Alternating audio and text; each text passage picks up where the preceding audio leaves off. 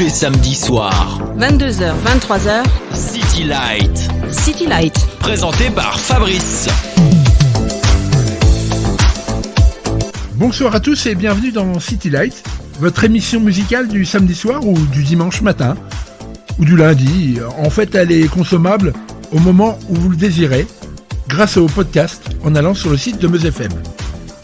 Ce soir, un grand monsieur, un grand DJ a accepté de témoigner sur sa carrière, et cela malgré que le français ne soit pas sa langue natale. En effet, DJ Antoine est suisse. Je vous propose de démarrer cette heure avec un de ses nouveaux titres dont vous allez reconnaître le gimmick. Voici Superstar. Bonne soirée sur Meuse FM. 22h, 23h. Allô, allô ? C'est City Light. Tu m'entends ? Tous les samedis soirs sur Meuse FM. Alors ce soir, j'ai une énorme chance, car j'ai DJ Antoine au téléphone. Bonsoir Antoine, comment tu vas ? Bien, toi, tout bon ? Restez un peu à la maison, faire la musique dans l'internet pour les gens, et restez motivés. Je voulais mettre vraiment l'accent sur le fait que tu parles français avec nous et je te remercie. C'est pas la langue que tu parles habituellement, hein? Non, habituellement, je parle l'allemand, le suisse allemand. Après, j'ai étudié dans l'école l'allemand. Après, je prends les mots en français, anglais, aussi maintenant je parle aussi italien, oui, français. J'aime bien la France, j'ai maison en Bourgogne. Alors, je voyage, en général, je voyage beaucoup. Oui. Maintenant, je reste comme tous les gens à la maison. Oui. Mais c'est toujours important rester motivé. Mais c'est bien que tu parles beaucoup de langues parce que tu as une carrière internationale. Tu sais, moi, j'étais pas bien en école avec les langues. Hein. Je suis pas un exemple très bien en école. Oui. Et j'ai voulu jamais apprendre les mots que j'étais jeune. Oui. Un jour, j'ai compris que j'étais 19, j'ai compris que je veux faire mon business international, c'est important les langues. Et après j'ai appris les mots, j'ai voyagé beaucoup, j'ai fait des amis partout. Et comme j'étais à la Côte d'Azur, j'ai fait des connaissances avec les Belges. C'est pas bon si tu parles pas le français, oui. C'est un grand problème. Oui. Mais alors, donc ta carrière, elle a commencé en 2008. DJ Antoine, le concept DJ Antoine a démarré en 2008. Non. En 95, j'ai commencé avec mon première maison disque et avec un club. Oui. Et en 2004, j'ai reçu le titre, je fais la production de titre qu'on s'appelle This Time. Et en 2010, j'ai créé le hit Welcome to Saint-Tropez qui est tourné grand en 2011 en France. Oui. Et après, c'était Ma Chérie, Bella Vita, Holiday, et différents titres, ouais. La vie en rose, c'était un peu après. Oui, La vie en rose, c'était à peu près 3 ans que... Oui. Moi, je voulais te demander que tu nous racontes, parce que j'ai regardé un peu ta bio. Tu as commencé à être connu aux États-Unis grâce à Puff Daddy. Oui, j'ai fait beaucoup de remix de production de Puff Daddy pour Snoop Dogg, pour Pitbull, Flow Rider, Enrique Iglesias. Et tu peux nous raconter ta rencontre avec Akon, parce que tu as aussi un featuring avec Akon. Oui, j'ai fait différents remix pour Akon. J'ai fait aussi un single avec Akon, un vidéo à Monaco. Le titre, il s'appelle Holiday. Oui, une belle promenade en voiture. Oui, j'ai fait ce titre, c'était en studio à Santorini avec mes amis, et j'ai fait ce titre et j'ai envoyé ça à Akon, il a adoré, il a vraiment vite enregistré les vocales. Oui, c'était prêt. Ah oui, d'accord. Autre chose, alors une chose que j'ai pas réussi à trouver en information, Remedy. C'était toi ou c'était pas toi? C'était un artiste de mon label Housework. Oui. Pour la montre chez moi. Oui. Il était signé pour la montre chez moi. J'ai fait aussi des productions pour lui, avec lui. Et c'était un projet de nous. Ah d'accord. Donc tu es derrière. Tu es derrière Remedy. Oui, j'étais derrière. Qui chantait No Superstar, c'est ça? Voilà. Oui. Superstar, Give Me a Sign, c'était j'étais derrière, oui. En parlant de Superstar, en ce moment, tu as ressorti aussi un titre Superstar avec Tom Novi. Oui, c'est ça. C'était aussi un disque qui était sur un autre label un fois, on m'a fait beaucoup en rien. C'est un disque que nous allons refaire avec Tom Nobi.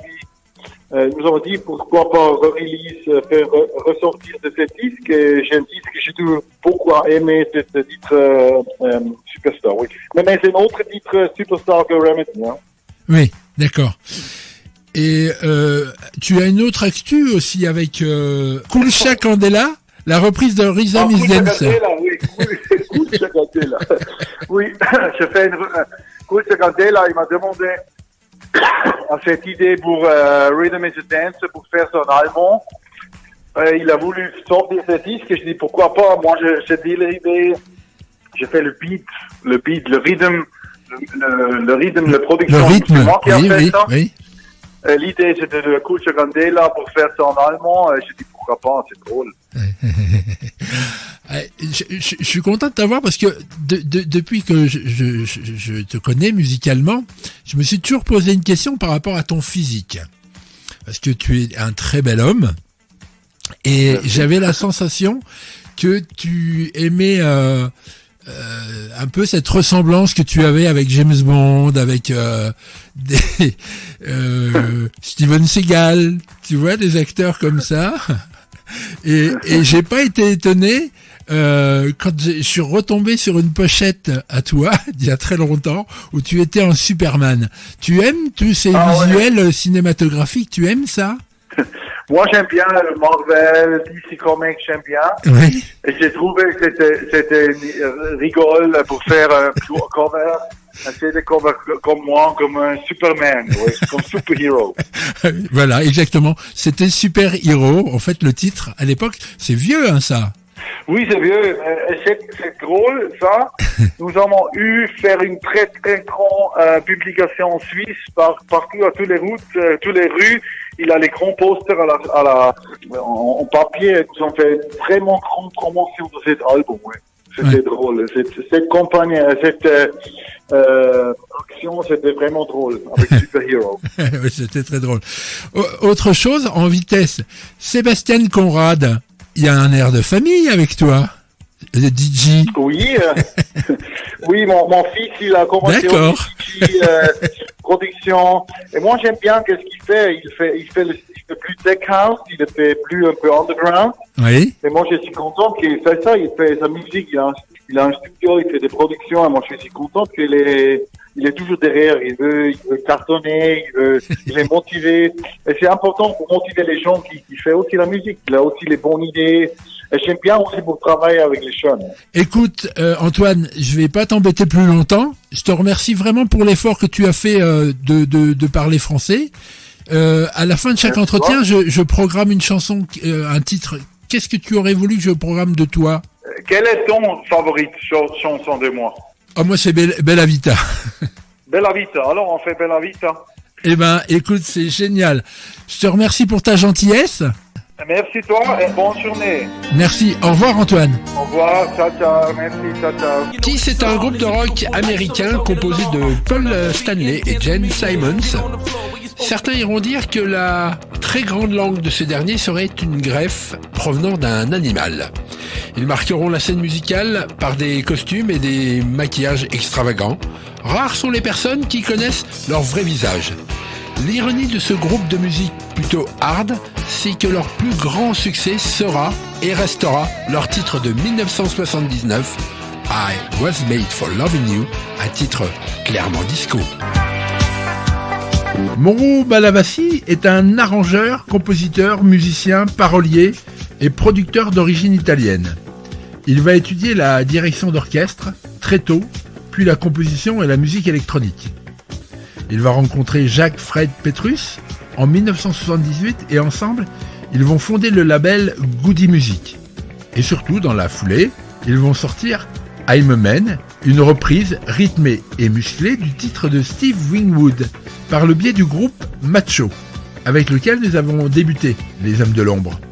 Le marché américain va s'ouvrir immédiatement à eux, et ils vont donc enchaîner ensuite les productions pour Peter Jack Band, pour les groupes Revenge, Zinc, Change, BB&Q Band, The Ritchie Family, The Reading et bien sûr Luther Vandross. Ils vont se séparer en 1983. Jacques continuera à produire mais sans grand succès. Il subira de grosses pertes d'argent et sera assassiné en 1987. Mauro Malavasi, quant à lui, fera la rencontre de Lucio Dalla. Ils collaboreront de nombreuses années ensemble.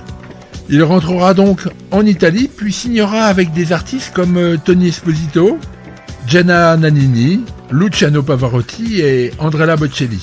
Pour le second et troisième morceau, j'ai sélectionné tout d'abord The Reading et Remote Control, et ensuite Change, Lover's Holiday. Mauro a une vie toute différente de celle de Petrus. Et s'il est encore en vie, c'est que Mauro a eu des agissements sans doute plus moraux. Jusqu'à 23h City Light sur Meuse FM. Bonsoir Aurélien, tu nous reviens de où ? Bonsoir Fabrice, eh bien, j'ai réduit considérablement la taille du pays visité et j'étais sur la route du retour.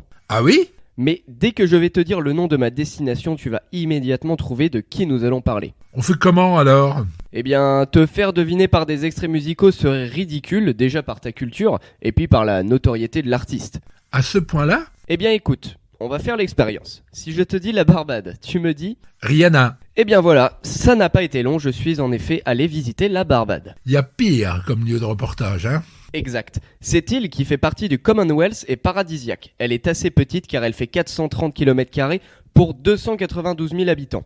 À titre comparatif, le département de la Meuse, que l'on aime tant, fait 6200 km² pour 187 000 habitants. Ça n'est pas la seule différence, hein ? Bah Fabrice, à quoi penses-tu ? Le soleil, les paysages, et que sais-je encore ?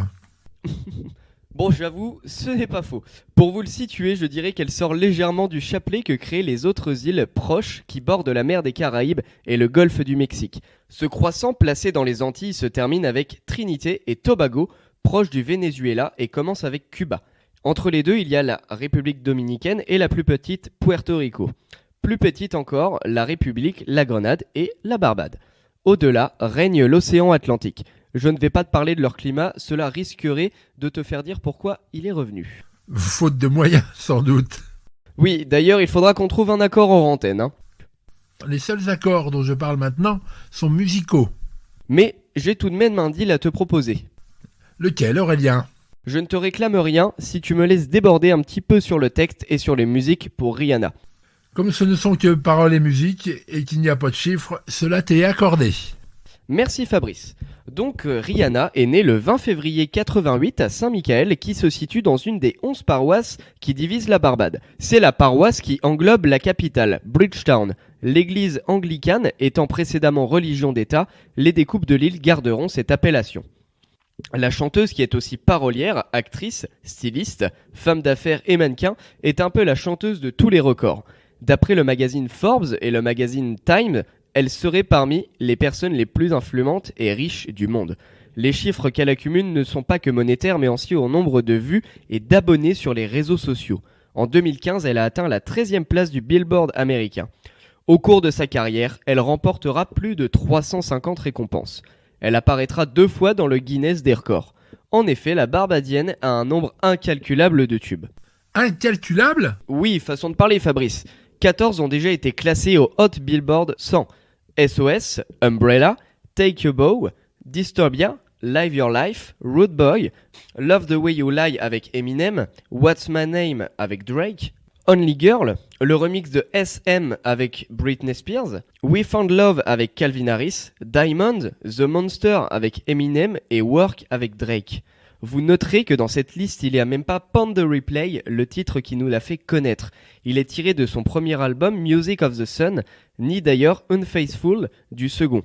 Donc, il y a une bonne dizaine de titres que nous connaissons et que nous pouvons rajouter à sa liste de tubes, sans parler de ses collaborations, comme la toute dernière avec le chanteur canadien Party Next Door. Notons que grâce à ce titre Believe It, elle va dépasser Jay-Z et les Beatles en comptabilisant 51 titres dans les 40 premières places du Hot 100 américain, et cela en seulement 8 albums sur 3 décennies. Bravo Aurélien, mais quelle actualité a-t-elle pour que tu aies fait ce voyage ? Eh bien, si tu attends une annonce de ma part du style nouvel album, eh bien tu vas être déçu. Anti reste à ce jour le dernier album de Riri, comme l'appellent ses fans, qu'elle ne manque pas d'ailleurs de tacler sur les réseaux sociaux lorsqu'ils évoquent l'attente d'un nouvel opus. Si musicalement, à part dans des featuring elle est absente, côté médiatique elle sait entretenir la flamme, comme sa présence dans le magazine Vogue en interview et en photo sur laquelle elle apparaît coiffée d'un durag, un puissant symbole de la culture noire. Je passe rapidement sur ses 8 rôles au cinéma dont nous ne retiendrons que Battleship en 2012, Valérian et La Cité des 1000 planètes en 2017 et Océan 8 en 2018. Une fois que l'on fait le bilan du parcours de la star, attention, mon bilan ce soir est rapidement évoqué. Je ne tiens pas à froisser ses fans, moi. Je passe sur plein de choses comme le fait qu'elle est maintenant une puissante femme d'affaires et que côté caritatif, elle n'est pas en reste. Je finirai en vous citant la devise du pays, fierté et travail. Ça ne vous fait pas penser à quelqu'un ? À quelle thune plutôt. Merci Aurélien. On se quitte avec ? Eh bien on se quitte avec un méga mix de ma composition qui me sert à faire danser énormément de monde. À la semaine prochaine Fabrice. À la semaine prochaine Aurélien, merci. Un film, une scène, un titre. Le film de la soirée est le film britannique de 1996 de Danny Boyle, Trainspotting. Ce film complètement fou raconte la vie d'un groupe de jeunes héroïnomanes. Mark Ranton, à l'inverse de ses 4 copains marginaux, décide de décrocher et de changer de vie. Malheureusement, cette décision ne tiendra pas longtemps. C'est d'ailleurs dans une boîte de nuit qu'après qu'il se rende compte que le sevrage lui redonne des envies sexuelles, qu'il flash sur Diana. C'est donc cette scène embuée qui nous intéresse. Avant que le regard de Mark s'arrête sur Diana, c'est un titre du groupe synthé-pop britannique Even 17, Temptation. Et juste après, c'est Blondie qui résonne dans la sordide boîte de nuit qui porte le nom de Volcano. Un taxi plus tard, il se retrouve chez elle.